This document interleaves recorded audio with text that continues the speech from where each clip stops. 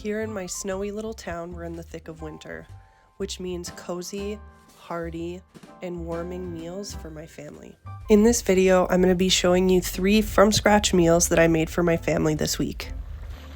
Starting with probably my favorite is going to be my grandma's meat pie. This recipe just tastes like Christmas to me.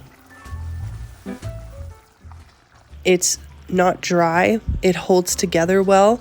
It has warm spices, think cloves and nutmeg and allspice. And then the barley is the binding ingredient, is just so unique. I feel like most other recipes that I've tasted had potato. Forgive me if I'm wrong. And I've tried many meat pies. This one is by far the most delicious that I've tried. And I'm so excited to share this recipe that she's worked on for so many years. And here I'm just putting together a simple double crust recipe.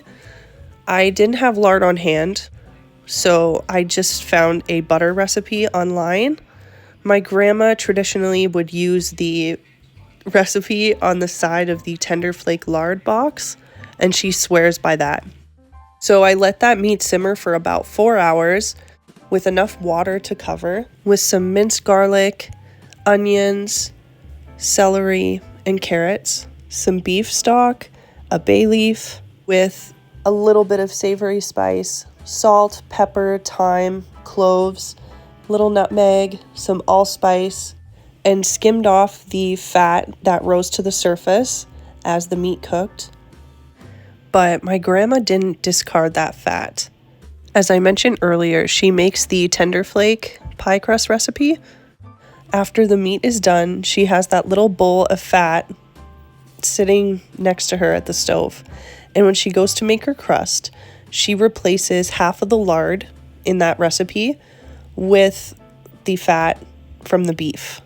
This adds such a beautiful flavor to the crust, while still maintaining that flaky texture that we've all come to love.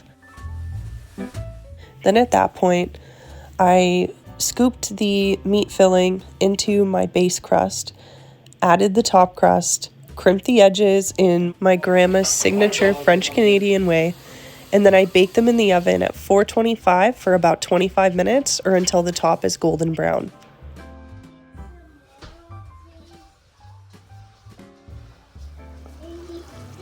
This next recipe is something that is easy to make on the fly.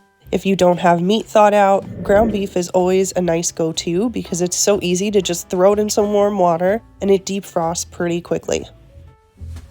So this one is kind of my take on a beef stroganoff. My kids call it Beefnanigans. I'm not sure why, but we just roll with it. It's super easy. I just browned some beef with some onions, garlic, and some butter. I didn't have any fresh mushrooms on hand, so I used a can of mushrooms. I put a sprig of rosemary, garlic powder, onion powder, some parsley, a little bit of dry red wine, and some Dijon mustard. I just really like to add Dijon mustard to things. I find it adds such a nice flavor. I don't know. And then you just add in your cooked pasta and mix everything together to incorporate. And this is a really easy weeknight meal, especially when you don't have a lot of time. And it's something that my family really enjoys, which is always a bonus. For this third recipe, I have to say I was very grateful to have my husband helping me in cutting these onions. When I say these onions were feisty, I was crying. I rinsed my eyes multiple times and I was really struggling, so thankfully my sweet husband came in and helped me. And the last recipe I have to share with you today is my French onion soup. This recipe is a little lengthier because your main focus is really cooking down those onions until they're nice and caramelized. And then I'm just throwing in some minced garlic and kind of roasting that until fragrant. At that point, I added in some red wine, about half a cup to deglaze the pan, a sprig of thyme, about a tablespoon of balsamic vinegar, a splash of Worcestershire sauce, and 2 bay leaves. I then added about 7 cups of beef broth. Let it simmer for probably about an hour, hour and a half. Very hot.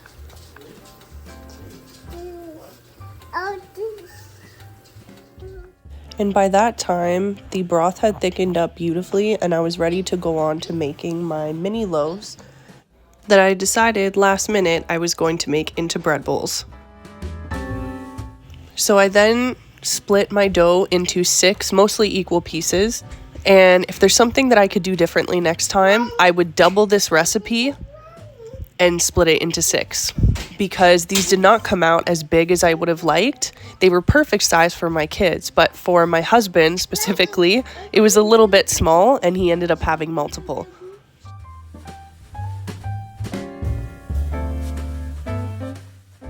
And since I had not planned on doing bread bowls, I didn't account for the extra time that it would take to do this as opposed to just baking one big bowl. So what I had planned to do was bake the loaves, leave them still light in color. Then I was going to fill them with the soup, top them with some mozzarella and Parmesan cheese, and then put them back in the oven to brown, to melt the cheese and caramelize everything. My kids were so hungry I didn't have time to do that, but I can guarantee I will be doing that in the future. Thankfully, it was still delicious. If you stuck around this long, I have some exciting news to share. I am in the process of creating my very own recipe blog. It is called laviencroute.com and it will be launched in the next few weeks. Thank you so much for being here, and I hope that you feel inspired to make something cozy and delicious in your kitchen.